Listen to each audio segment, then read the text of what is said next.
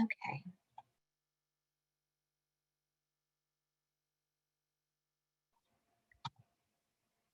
Well, hello and welcome everyone to the Central Valley Regional Water Quality Control Board's California Environmental Quality Act, or CEQA scoping meeting and public workshop for the Delta Mercury Control Program and Total Maximum Daily Load Review.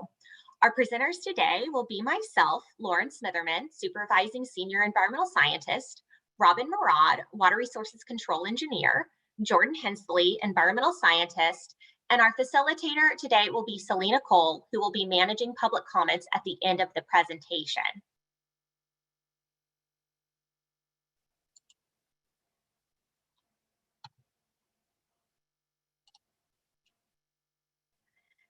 So before we get started on the technical presentations, I'd like to communicate a few points about our platform today.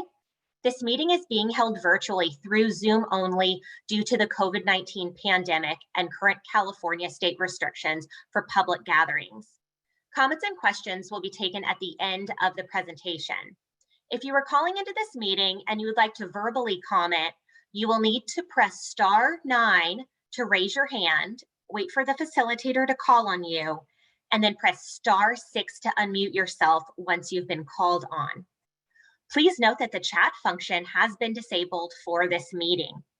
If you encounter technical issues during the presentation, please email the email address on the screen, which is rb5s-mercurycomments@waterboards.ca.gov. And I'll read that out again.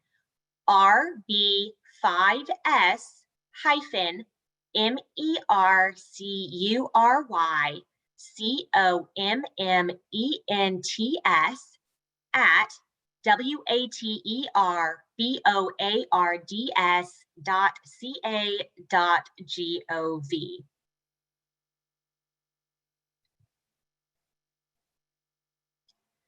Today's meeting agenda is to introduce the project, provide the project's regulatory context, communicate the purpose and scope of our meeting, discuss the project description, and describe potential project alternatives.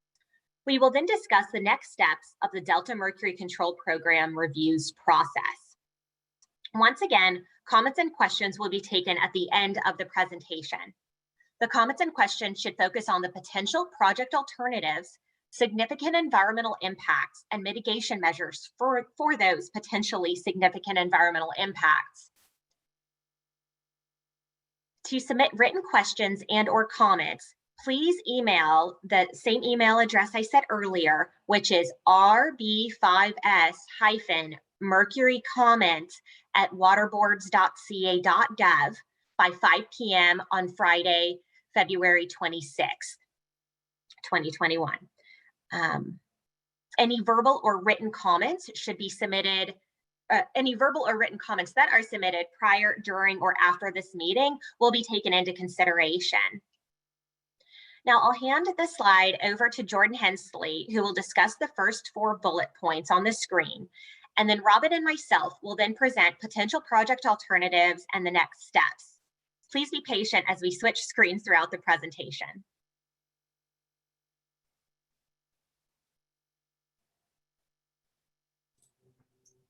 Thank you, Lauren. The goals of today's meeting include seeking public input on the range of project actions and alternatives, reasonably foreseeable methods of compliance, potential significant and cumulative impacts, and possible mitigation measures. Another goal is to fulfill regulatory requirements and responsibilities. Please note that no action will be taken at this meeting. For regulatory context, the Water Boards is a collective term to describe both the State Water Resource Control Board, or State Water Board, and 9 regional water quality control boards.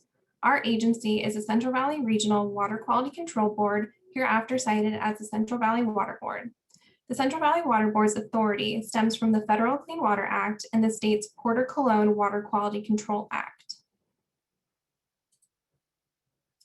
The Clean Water Act designates beneficial uses of surface water and establishes water quality criteria to protect those uses. The Porter-Cologne Water Quality Control Act establishes the regional water board's responsibility for protecting both surface and groundwater quality.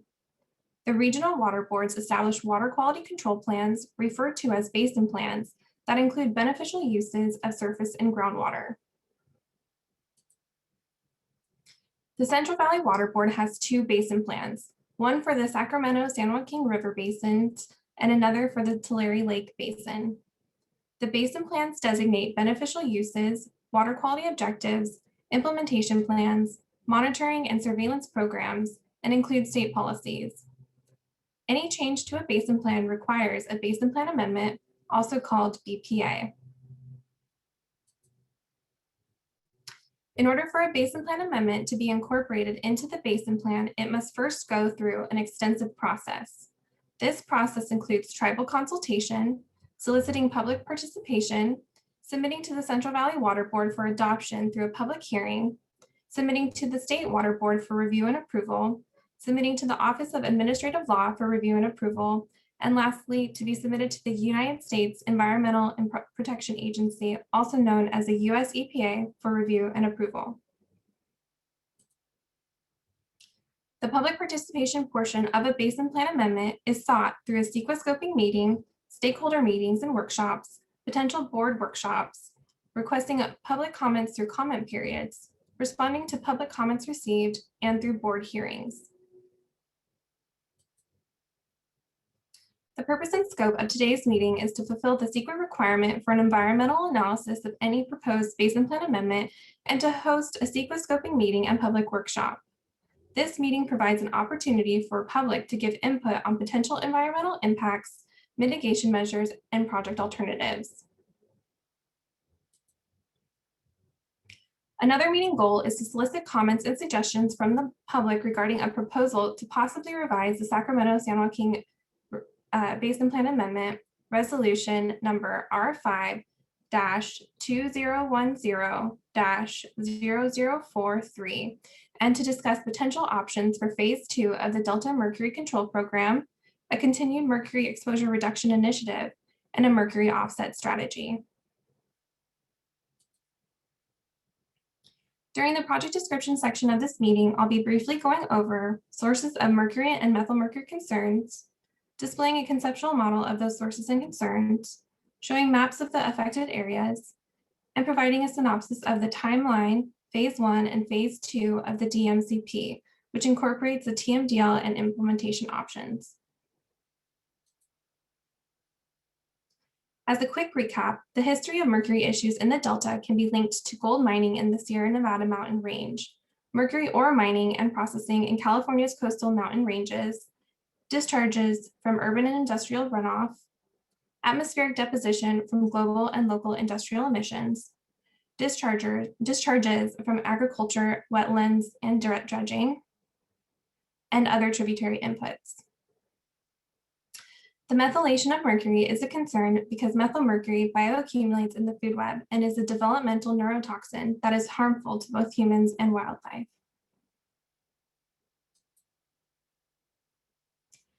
In the next two slides, I'll display 4 maps showing the geographic boundaries of the project, including affected waterways. These maps were included as figures 1 through 4 in the notice that is posted on our website and was distributed via email to the Library list. The map on the left of the screen is of the legal boundary of the Sacramento-San Joaquin River Delta Estuary and Yolo Bypass, denoted by a red boundary line. Subareas of the Delta are also highlighted in different colors. To the right of the slide is a smaller scale map of the North Yolo Bypass and Cache Creek Settling Basin, which is north of the legal Delta boundary. On this slide are 2 smaller scale maps of the legal boundary of the Delta. The map on the left of the slide is of the north panel of the Delta waterways, and to the right of the screen is a map of the south panel of the Delta.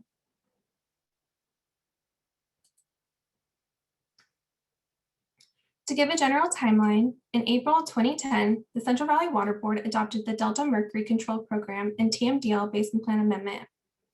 In October 2011, the US EPA approved the TMDL, the Delta Mercury Control Program became effective, and Phase 1 of the program began. Board staff have and will continue to review components of Phase 1 and will consider the possible revision of the Delta Mercury Control Program. If the TMDL is not revised in October 2022, Phase 2 of the TMDL begins and the load and waste load allocations as currently listed will become automatically effective with a compliance date of 2030.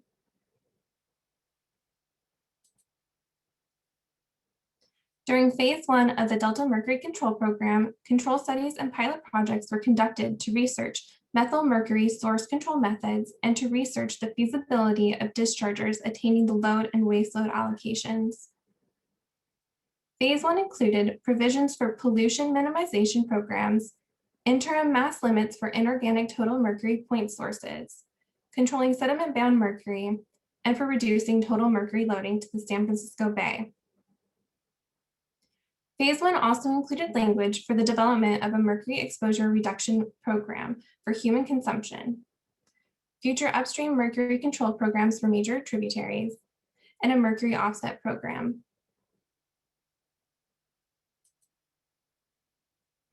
Phase 1 studies are now complete and being reviewed by board staff. Phase 1 ends with board review of Phase 1 requirements, consideration of revising the program and future requirements before starting Phase 2, modifying methyl mercury goals, objectives, allocations, and/or final compliance date, adopting a mercury offset program, and the project's potential public and environmental benefits and adverse impacts. Further, board staff will reevaluate fish tissue objectives, linkage analysis between objectives and sources, and the attainability of allocations by dischargers.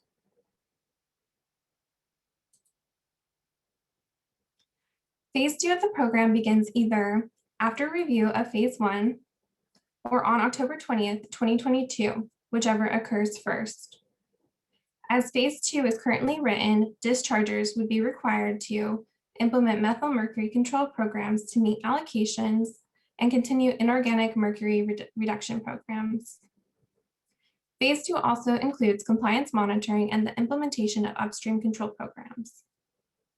For now, Phase 2 is set to end in 2030 unless the Central Valley Water Board modifies the implementation schedule and the final compliance date. Currently, we are nearing the end of Phase 1. As the basin plan is written, and as I mentioned previously, board staff will be reviewing and considering the modification of methyl mercury goals, site-specific water quality objectives, and linkage analysis. Staff will also be reviewing and considering potential public and environmental benefits and impacts of attaining the allocations, the final compliance date, implementation practices and schedules, requirements and schedules for implementing methyl mercury management practices, and lastly, the creation of a mercury offset program. Now I'll hand over the presentation back to Lauren, who will go into more details about these considerations.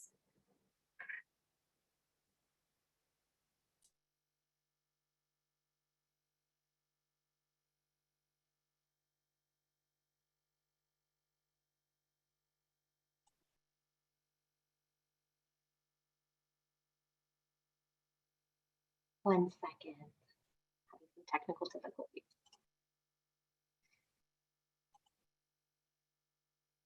Okay, so over the next slides, I will discuss the Delta Mercury Control Program's no action alternative and action alternative.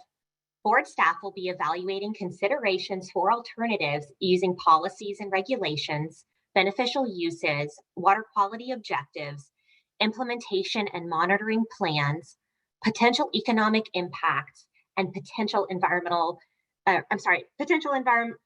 impacts and potential environmental impacts. As we discuss potential program modifications, please consider submitting comments that align with these considerations for alternatives. Board staff will consider project impacts to all factors in the environmental checklist form found in Appendix G of the 2020 CEQA Statute and Guidelines book listed on this slide. The highlighted categories may be most applicable to this project. As we discuss potential program modifications, please consider submitting comments that align with the environmental factors in this checklist.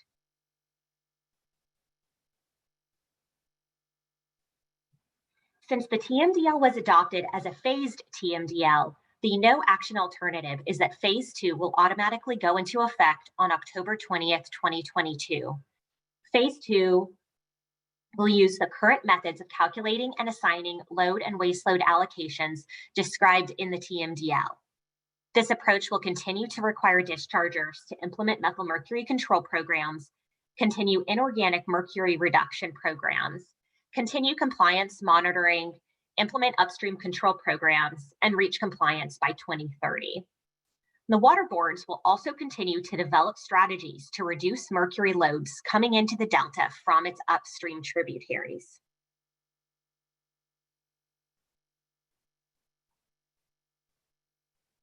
The action alternatives consist of modifying the current TMDL. Prior to the automatic effective date of October 20th, 2022, Central Valley Water Board staff will review and consider modifying the current TMDL and program of implementation. The Delta Mercury Control Program lists the following areas that the regional board will review and potentially modify, such as methyl mercury goals, site-specific water quality objectives, the linkage analysis, load and waste load allocations, requirements and schedules for implementing methyl mercury management practices, potential public and environmental benefits or impacts, and the final compliance date. Another aspect of the action alternatives is the creation of a mercury offset program. We will go into further detail regarding these action alternatives during the next slides, but now I'm going to pass it back over to Robin, who will review the first few bullet points on this slide.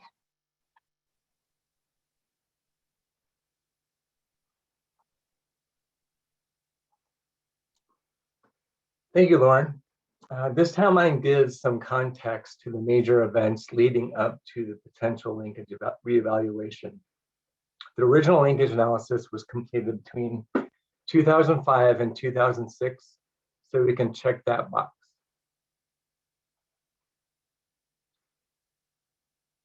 The original linkage was included in the Delta Mercury Control Program, which was adopted in 2010, so we can check that box off as well.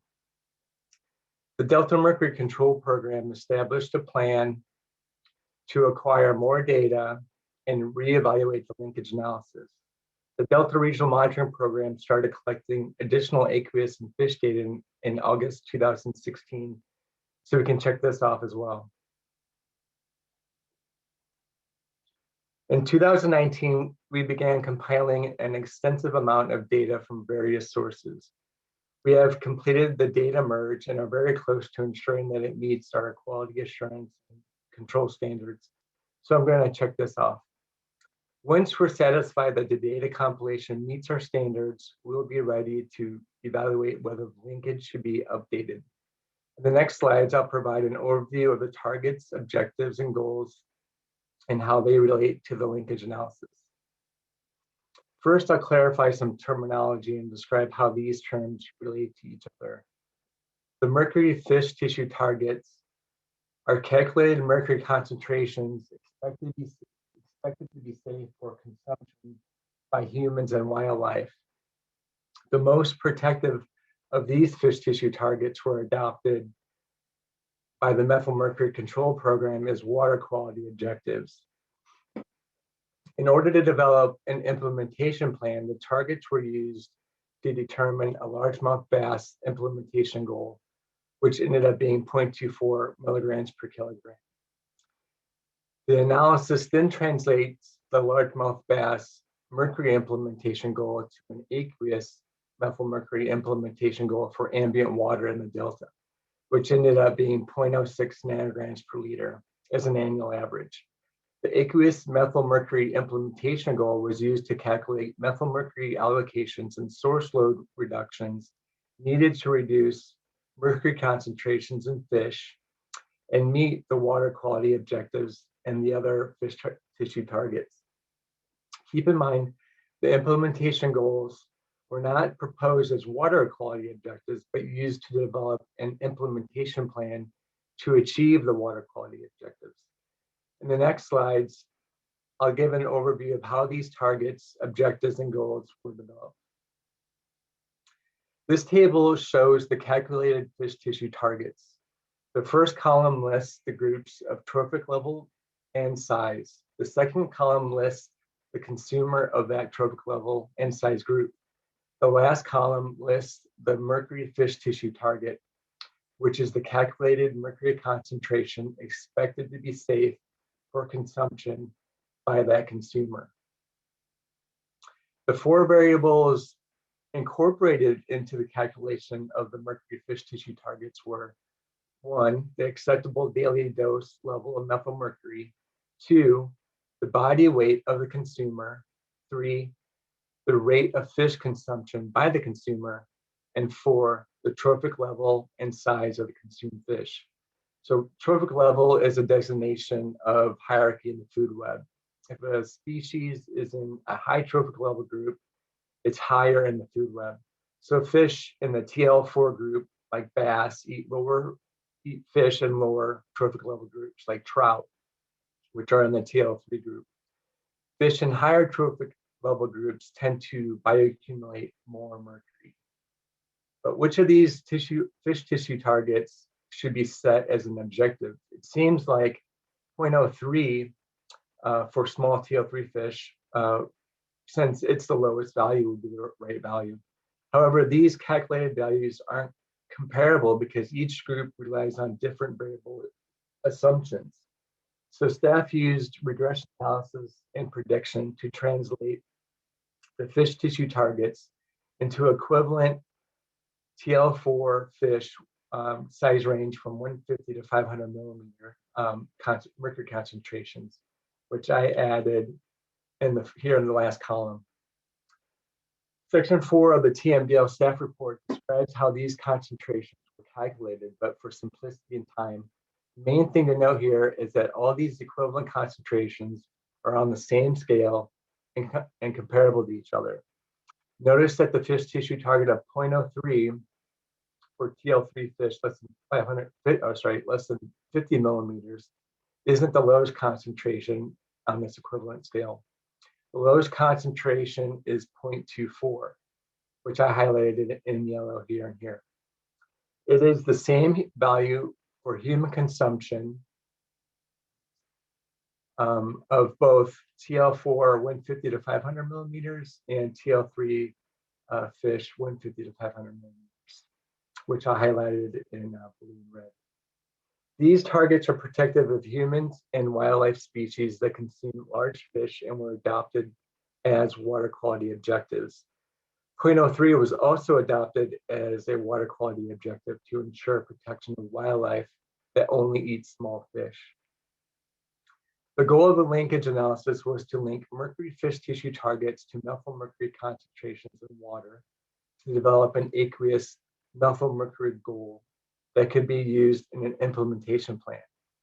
To do this, staff next translated the mercury fish tissue targets to equivalent mercury concentrations in largemouth bass, standardized to a length of 350 millimeters. So here I would replace the equivalent TL4 mercury concentrations that were in this last column with the equivalent mercury concentrations in largemouth bass, standardized to that length of 350 millimeters. The largemouth bass species was selected for a couple of reasons. One, largemouth bass is a useful indicator of spatial variability in mercury bioaccumulation because it has a high trophic position and a high site fidelity. And two, it was also the only species systematically collected near many of the aqueous methylmercury sampling locations used for the linkage analysis. The main thing to note here is that all the largemouth bass mercury concentrations are also comparable to each other. And the lowest concentration is coincidentally 0.24 as well.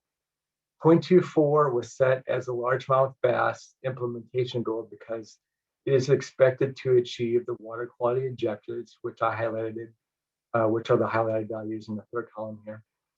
And the next step was to link the largemouth bass implementation goal of 0.24 to a goal for aqueous methylmercury that could be used in the development of an implementation plan. This was done using the linkage analysis.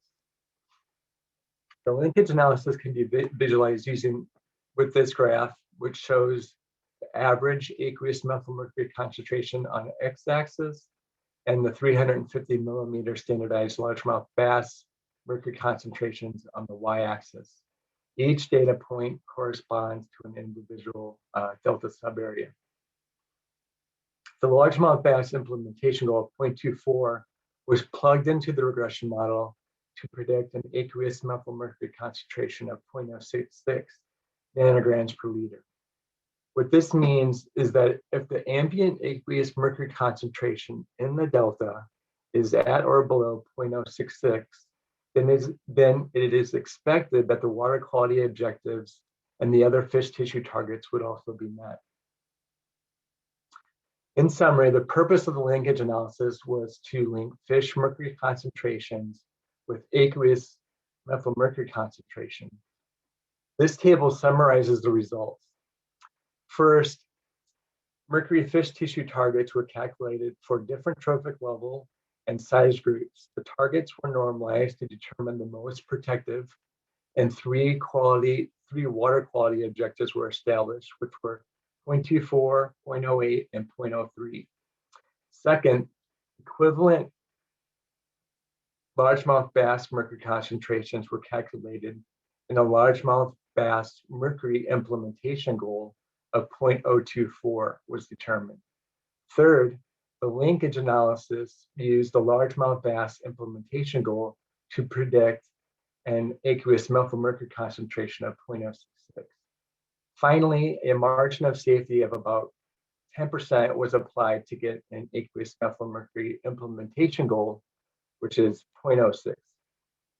This is the mercury concentration in ambient water needed to reduce mercury concentrations in fish to a level that meets water quality objectives and the other fish tissue or the other mercury fish tissue targets.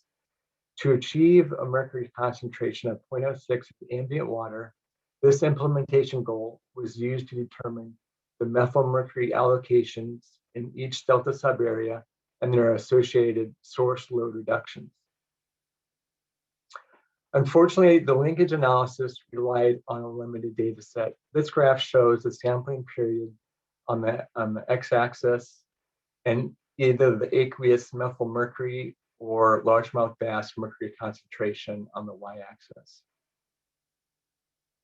The darker magenta is the monthly average mercury concentration in largemouth bass, and the lighter teal is the monthly average aqueous methylmercury concentration. The box size is proportional to the number of samples. Typically, there are only one aqueous sample per month. This is starting in March, April, May, June, July, August, September, and October. But except for some which had 2 samples per month, which primarily occurred in the central delta. 10 largemouth bass samples were available in September, which are these magenta boxes for each subarea. And the Sacramento subarea also had 14 additional samples available in October. Here I zoomed out to show the original linkage in relation to years that have passed since that data was collected.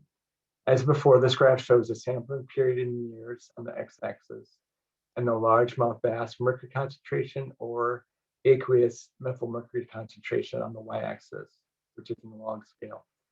Last year, we started working on merging data from at least 9 different sources and databases. But before I show that data, keep in mind that the largest box here represents a monthly average of 14 samples shown for largemouth bass in the Sacramento subarea. After a rough quality assurance and quality control check, here's the data from our compilation. In this graph, the fish data represents samples collected from various fish species, including largemouth bass. The largest box here represents a monthly average of about 200 samples, which occurred for fish in the Central Delta in 2005. The data shown in 2016 through 2019 shows the fish and aqueous monitoring efforts of the Delta Regional Monitoring Program, which began monitoring in August of 2016. The fish sampling primarily consists of largemouth bass so that the mercury data would be relatable to the original linkage analysis. Sampling in 2016 and 2017 may not have been as consistent as sampling in 2018 and 19, but we definitely have more data available for the linkage reevaluation than we did for the original linkage analysis.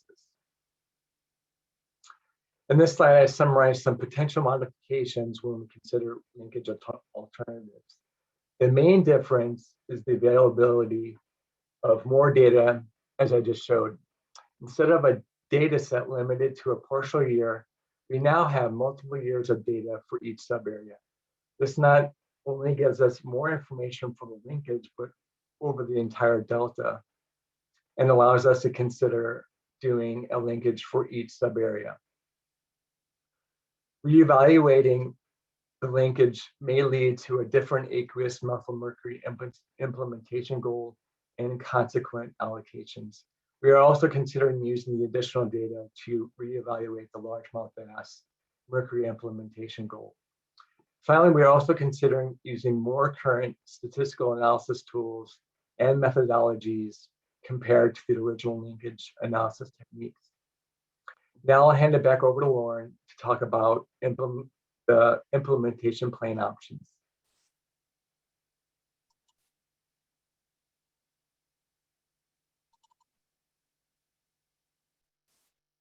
Thanks, Robin. Over the next few slides, I will broadly review implementation plan options that may be incorporated into the Delta Mercury Control Program. These point and non-point sources listed on the slide may be required to implement controls and practices to reduce mercury and methylmercury concentrations in the Delta. These potential sources are municipal separate storm sewer systems, referred to as MS4s, National Pollutant Discharge Elimination System facilities, referred to as NPDES facilities, dredge material disposal, agricultural lands, wetlands, open water channels, soils in agricultural, wetland, and other land use areas with responsible parties, atmospheric deposition, the Cache Creek settling basin, Delta tributary point sources, and Delta tributary non-point sources.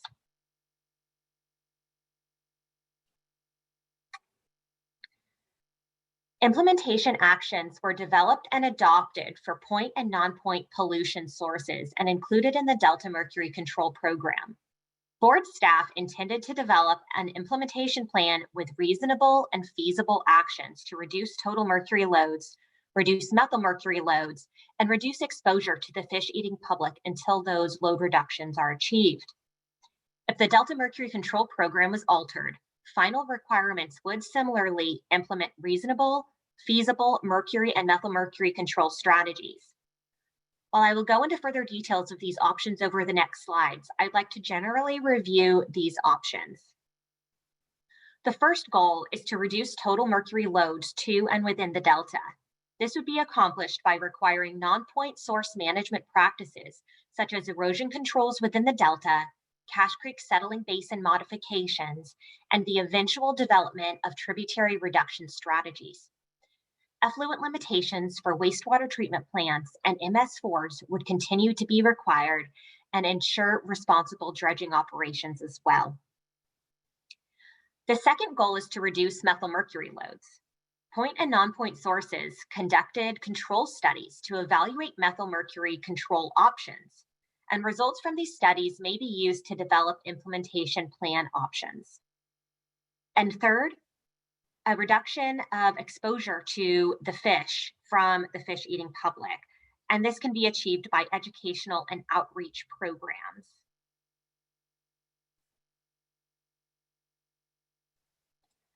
To address total mercury and methylmercury reductions, implementation actions were developed for point and non-point source discharges. Waste load allocations apply to point sources, which currently includes individual NPDES permitted facility discharges within the Delta and YOLO bypass, and urban areas within MS4 service areas within the Delta and Yolo bypass as well. During phase 1, interim performance-based inorganic mercury effluent mass limits were assigned. During phase 2, final methylmercury waste load allocations would be required.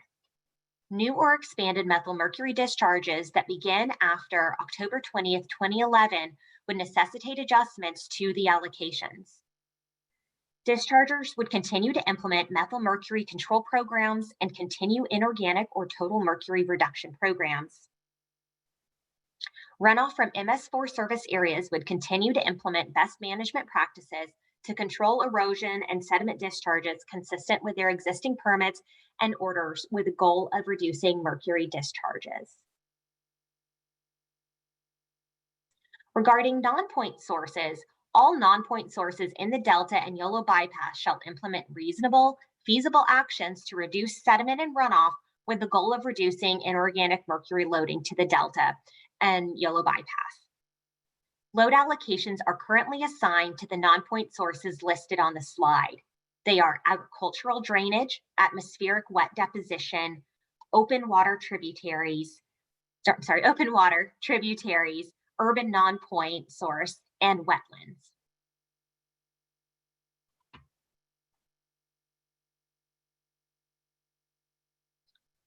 Methylmercury control studies and key findings from the independent scientific review panel will be used to evaluate effective implementation options.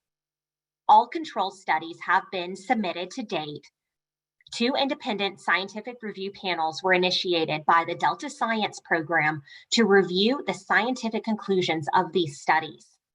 Studies pertaining to tidal wetlands and open water have not yet been reviewed by the review panel. Control studies and the review panel reports can be provided upon request.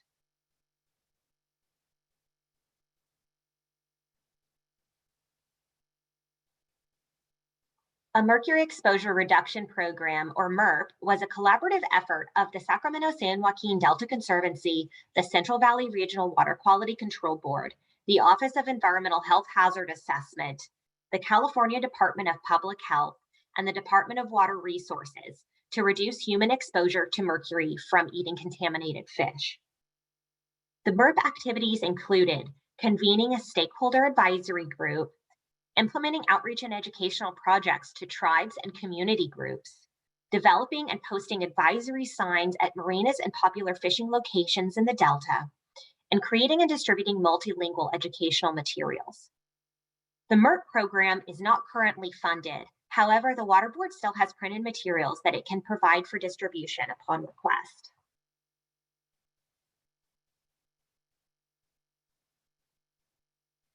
And while not an aspect of this project, a separate initiative is ongoing to address tribal beneficial uses. On May 2nd, 2017, the State Water Resources Control Board established 2 new tribal beneficial uses, or TBU, definitions for the use by the state and regional water boards. Tribal traditional cultural, or CUL, and tribal subsistence fishing, or TSUB, were the beneficial uses, use definitions adopted. The CUL and TSUB beneficial uses will help to protect activities specific to Native American culture and tribes' historic use of California's waters, including practices not covered by existing beneficial uses. Water quality objectives for mercury and fish tissue were developed to protect these beneficial uses. Other contaminants such as bacteria or pesticides may be a higher priority for individual tribes. In a separate process, the Central Valley Water Board intends to add the TBU definitions to both basin plans. This non-regulatory amendment may be considered in 2021. The Central Valley Water Board is also developing a process for considering the designation of water bodies with these tribal beneficial uses. It is not anticipated any Delta waterways will be designated before the completion of the Delta Mercury Control Program review. As discussed earlier, another potential modification to the Delta Mercury Control Program would be the creation of a Mercury offset program to meet load and waste load allocations. Initial considerations for an offset program were previously discussed with the public during the development of the Delta Mercury Control Program.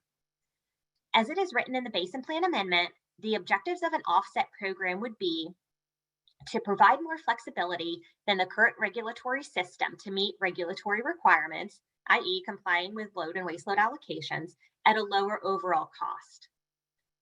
Promote watershed-based initiatives that encourage earlier and larger load reductions to the Delta than would otherwise occur without an offset program. Be based on the 6 key principles outlined in the Delta Mercury Control Program. To list a few, these include being consistent with existing US EPA and state board policies, not leveraging discharges as a means for dischargers to bear more than their fair share, and only being available after reasonable pollution prevention strategies have been implemented. It's also noted that alternatives to direct load credits may be developed and that offset should not be a substitute for reasonable actions to address local impacts.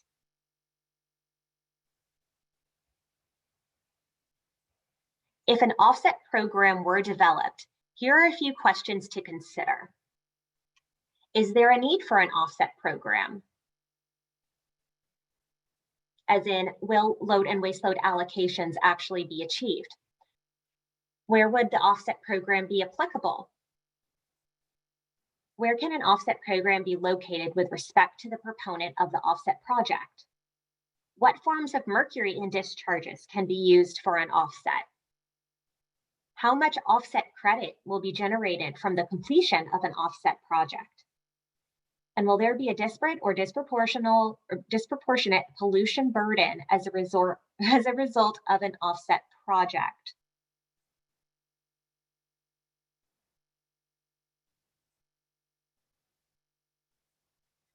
So one of the reasons for the phased TMDL approach was to gather additional information about methyl mercury control methods, potential benefits, and adverse impacts to humans, wildlife, and the environment.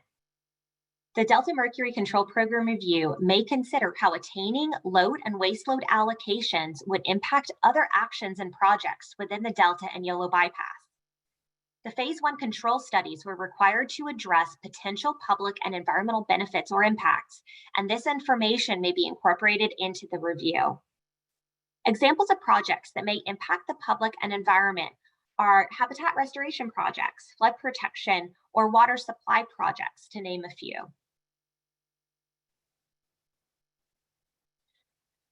Another reason for the phased TMDL approach was to gather additional information on methyl mercury source control methods to determine how and if dischargers can attain their load and waste load allocations set by the board. Information within the phase 1 control studies may also be used to determine attainment.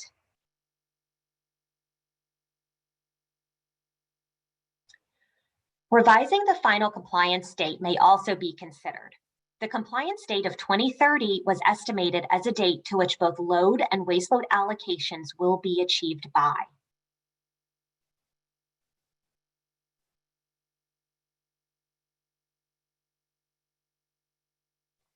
In this slide, we review the next steps of this project.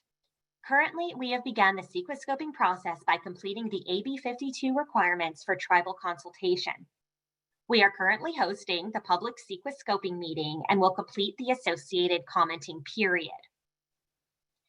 If modifications to the Delta Mercury Control Program are warranted, the next steps would be to develop a draft staff report. The regional board would then submit the draft staff report for external scientific peer review.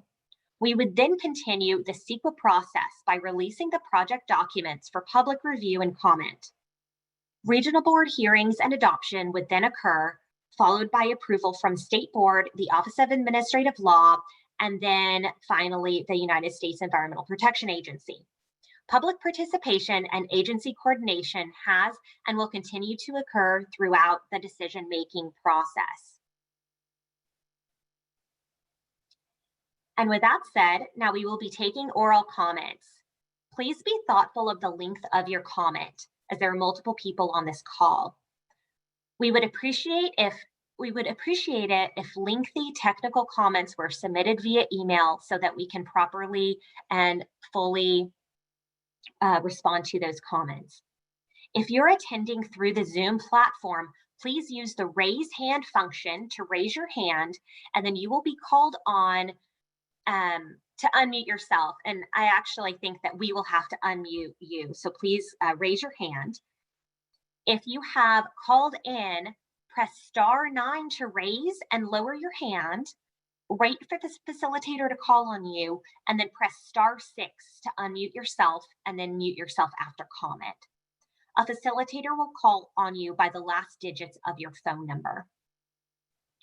You can submit your written comments via email by 5 p.m. on Friday, February 26, 2021 to the email address I previously stated at the beginning of the presentation, which is rb5s-mercurycomments@waterboards.ca.gov.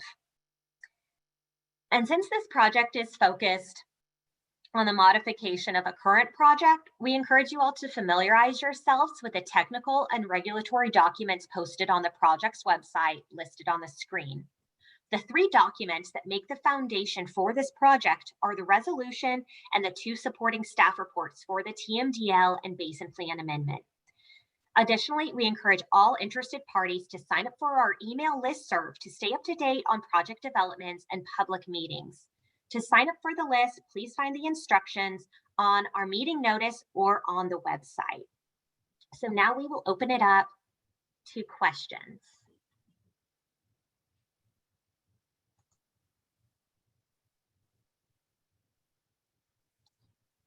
So Bill Laverne, I've asked you to unmute. It's actually Laverne Bill, but thank you. I got a quick question about the tribal consultation portion of it that you had on there. I do not recall consulting with this group on this particular project, and I was just trying to get some clarification if you possibly maybe consulted within the past 10 years and I just don't know about it. I just want to see where you're at with that and consulting with Yochadihi Wintu Nation.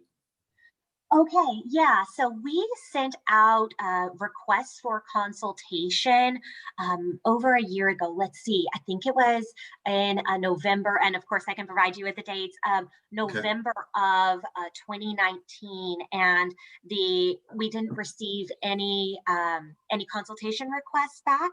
However, and those were sent to the tribes on the AB 52 list that were within the geographic delta boundary. However, if there are tribes that feel like this project would impact them in any way, we are more than welcome to establish confidential meetings and discuss any of those potential concerns. Okay, awesome. Can I get your email address? I see an email address here. I would definitely like to touch base offline if possible. Sure. I'll go ahead and tell you my email address. It's long, so definitely write this one down if you can't do it, but it's Lauren, LAUREN .Smitherman, SMITHERMAN @waterboards.ca.gov. Awesome. Thank you, Lauren. Of course. Paul Bedore, go ahead and unmute yourself. Good morning, Lauren and Hi, crew. Paul. Thank you for the really nice presentation. It was very informative and helpful. As one of the action alternatives, are you considering at all adjustment of the sub-area boundaries? Yes, and we've had those conversations before. There's a lot of kind of small tweaks that will go into the review. There's been multiple comments and concerns about those sub-area boundaries. So your concerns definitely will be addressed and taken into consideration, yes. And then are you looking for ideas on types of offset projects at this point in time, or are you just putting forward that will be considered?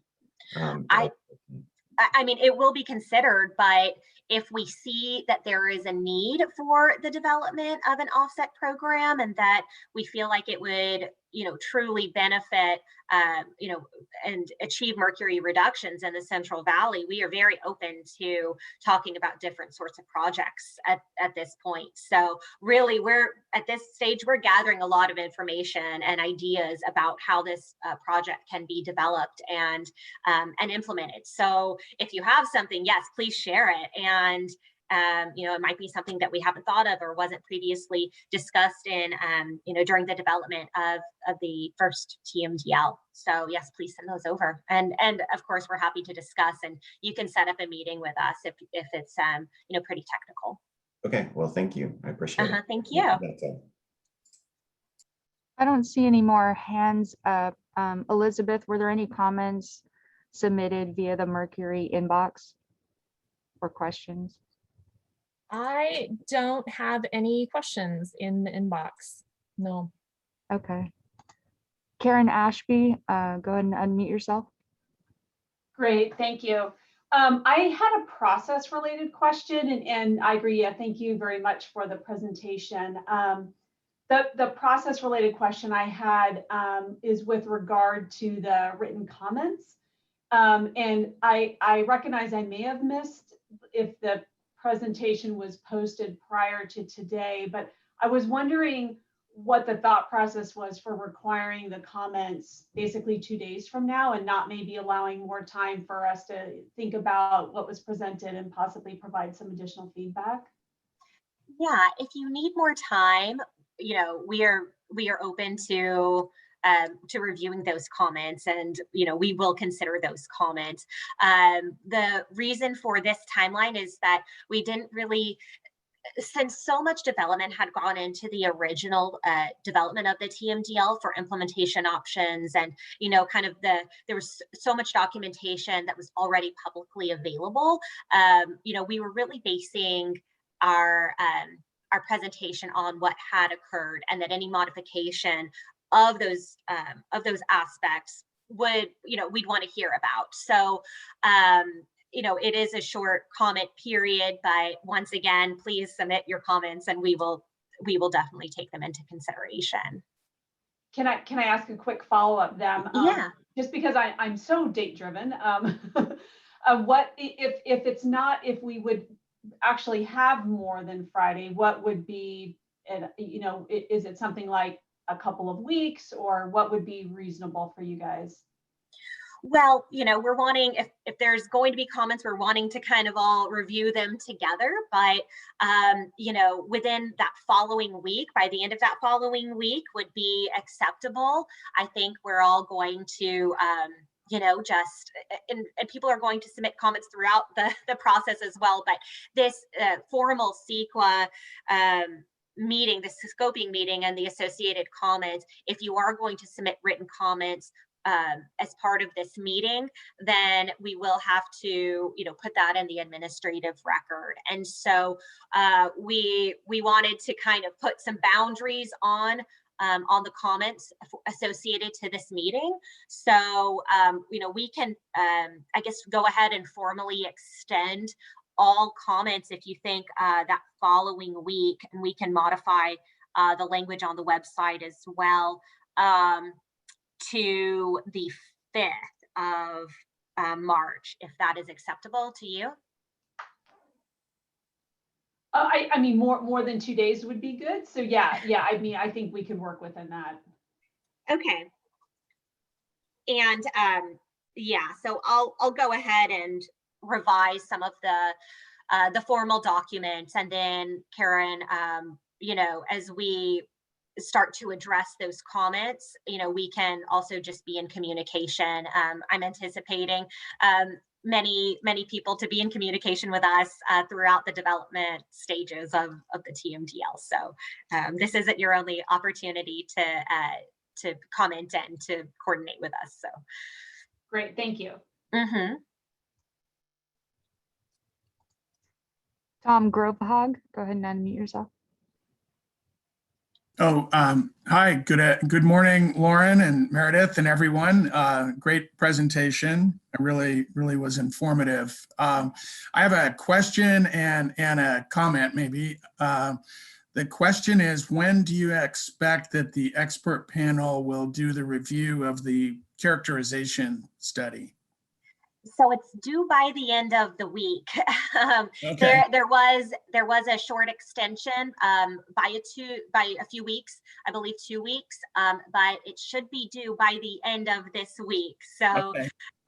so very shortly. And once again, the final reviews will be posted on the Delta Science Program's website. Just really due to ADA compliance issues, we can't really host a lot of the control study final reports and a lot of the documents that we wish to post on the website. But any documents that have been developed, you can email me and I can provide those to you via email.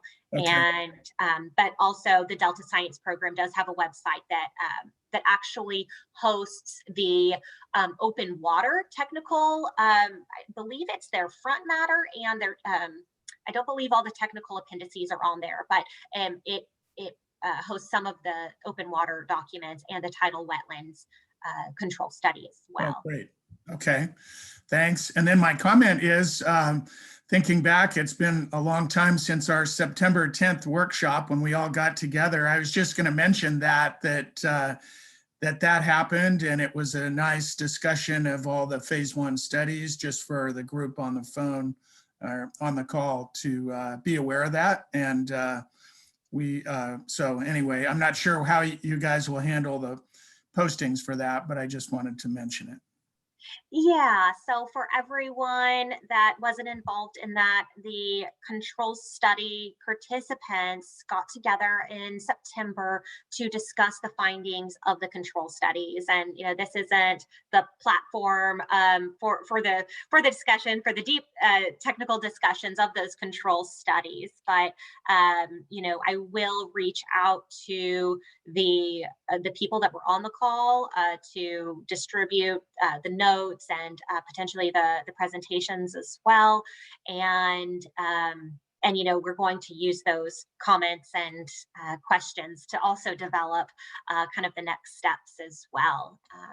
Because you all have been a part of this process for a long time, and your thoughts and comments are very appreciated.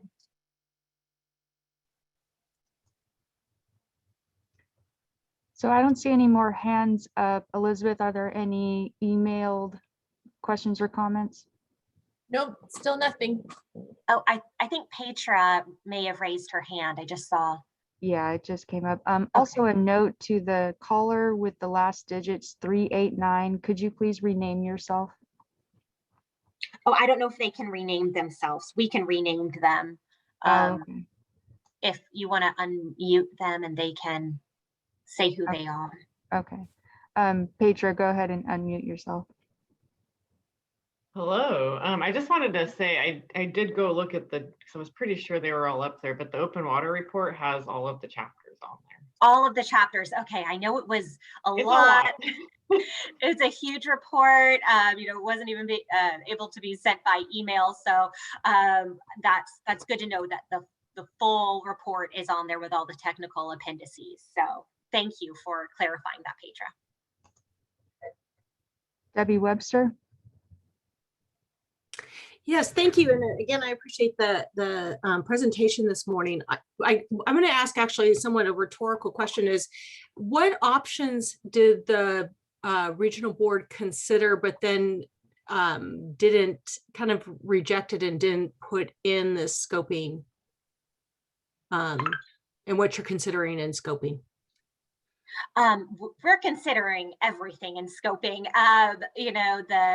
The phase 1 language that's in the basin plan amendment says that we are going to consider all aspects of the TMDL control program to be revised. Right now we're going to gather the data, and we're still in those stages, so nothing has been kicked out. It's all kind of on the table right now, which feels overwhelming, but it's because it feels like just a new TMDL, but that it really is, everything is on the table. Okay, thank you. And then the other issues is as we've talked about before, and it was in CEQA was recommendations from our control study, and we will be probably reiterating that just so that they come through, is phase one. Much of its success was due to a robust stakeholder process where solutions were collaboratively and pursued and suggested. What is your plans for stakeholder process here? It sounds like a lot of it is you've been asking for feedback to the regional board, but beyond that. Yeah, I think it's going to depend on the potential modifications and revisions. So I really do, I really am serious when I say that stakeholders will be addressed and their comments will be included and considered in the revision. We don't have any additional stakeholder meetings set up at this time, but as we continue on, if there's a need for it, we are always open to setting up those meetings and discussing those issues.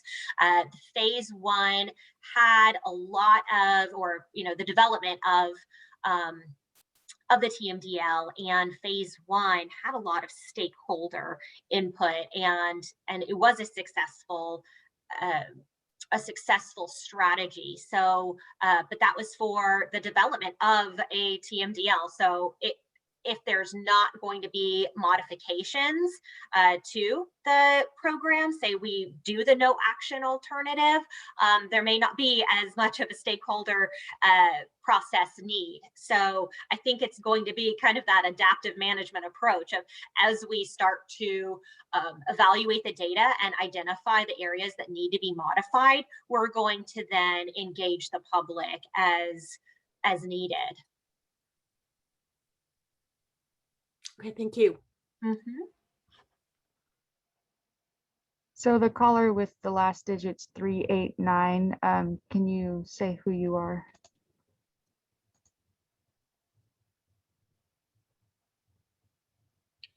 Oh, and press *6 to unmute yourself.